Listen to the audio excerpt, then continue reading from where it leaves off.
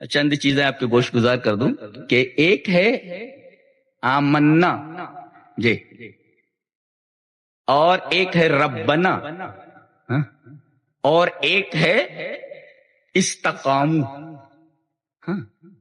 ایک ہے ایمان، نہیں پہلے ربوبیت ربنا، ایک ہے آمنا، اور ہے ایک ہے استقامنا۔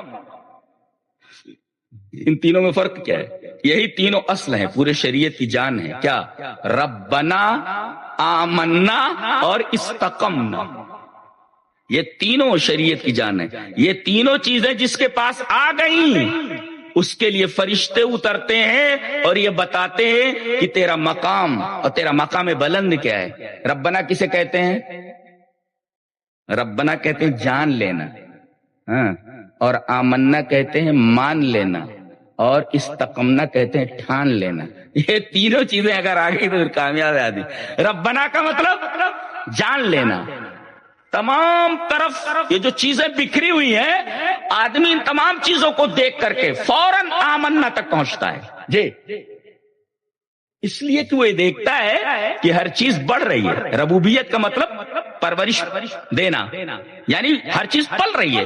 ایک چھوٹے بچے کو دیکھو، چھوٹا ہے، بڑا ہوتا ہے، جوان ہوتا ہے اور آگے بڑھتا ہی رہتا ہے۔ ایک درخت کو دیکھو، ابھی وہ زمین کے اندر ہے بیج کی شکل میں، وہاں سے کونپل نکلتی ہے، اس کے بعد جڑیں جو پھیلتی ہیں، اس کے بعد تنا نکلتا ہے، پھر ڈالیاں اور شاخیں۔ ہم دیکھ رہے ہیں کہ ہمارے چاروں طرف جتنی بھی اشیاء ہیں، جتنی بھی چیزیں ہیں، سب گرو ہو رہی ہیں، بڑھ رہی ہیں، پل رہی ہیں، کوئی ان کو پال رہا ہے جی۔ کھیتی لگا دی گئی، آسمان سے بارش نہ ہو کھیتی اگے گی نہیں، کوئی پال رہا ہے، کوئی پال۔ ہوا نہ چلے تو ہم زندہ نہیں رہ سکتے، سورج کی روشنی ایک خاص فاصلے سے نیچے آ جائے سب جل کر راکھ ہو جائیں گے ہم۔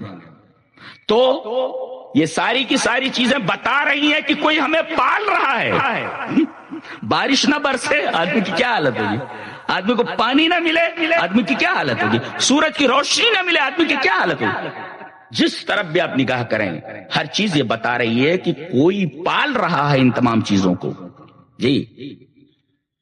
یہ درخت ہیں، کاربن ڈائی آکسائڈ لیتے ہیں اور آکسیجن چھوڑتے ہیں۔ ہماری غذا آکسیجن ہے اور ان کی غذا کاربن ڈائی آکسائڈ ہے، بالکل الٹا ہے، بالکل الٹا ہے۔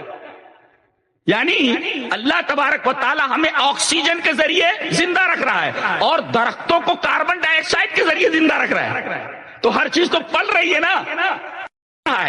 اور جیسے ہی وہ غور کرتا ہے ارے ہر چیز پل رہی ہے، فوراً وہ توحید تک پہنچتا ہے، کہتا آمنا، ایمان لایا ہے۔ دیکھیں اسی وجہ سے متقین کی دعا سورہ آل عمران میں فرمائی گئی، الذین یقولون ربنا اننا آمنا۔ گویا کہ ربوبیت یہ قدم ہے ایمان تک پہنچیے۔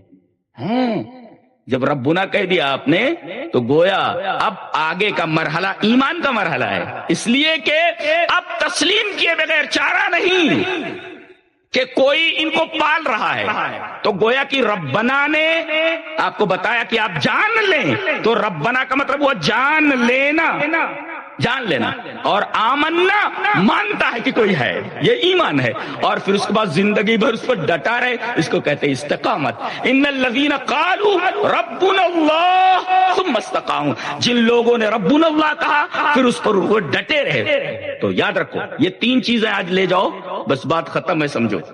ربنا جان لینا، آمنا مان لینا، اور استقمنا ٹھان لینا کہ زندگی بھر یہ جو ہم نے جانا، جاننے کے بعد جو ہم نے مانا، تو اب جو جانا اور جاننے کے بعد مانا، اب اس ماننے کے اوپر ڈٹ جانا، یہ تینوں چیزیں اگر آ گئی تو آپ کامیاب ہے۔ ان الذین قالوا ربنا اللہ ثم استقاموا تتنزل علیہم الملائکہ، ملائکہ اس کے اوپر نازل ہوتے ہیں اور بتاتے ہیں کہ تیرا مقام بلند کیا ہے۔ اور اس کے مقابل جو شرک ہے اس کے اوپر کوئی دلیل موجود نہیں ہے کائنات میں جی۔ کوئی بھی کتاب آپ اٹھا لیجئے جو تبدیل نہ ہوئی ہو، جس کو جس کے ارتھ کو انرتھ میں نہ بدلا گیا ہو. سب سے بڑی مصیبت یہ ہے آج کل کی کتابوں میں. قرآن کے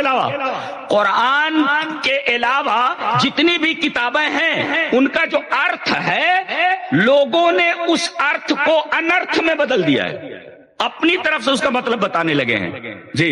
لیکن کہیں کہیں روشنی موجود ہوتی ہے, جہاں تبدیلی نہیں ہوتی وہاں پر وہ روشنی موجود ہوتی ہے. تو آپ دیکھیں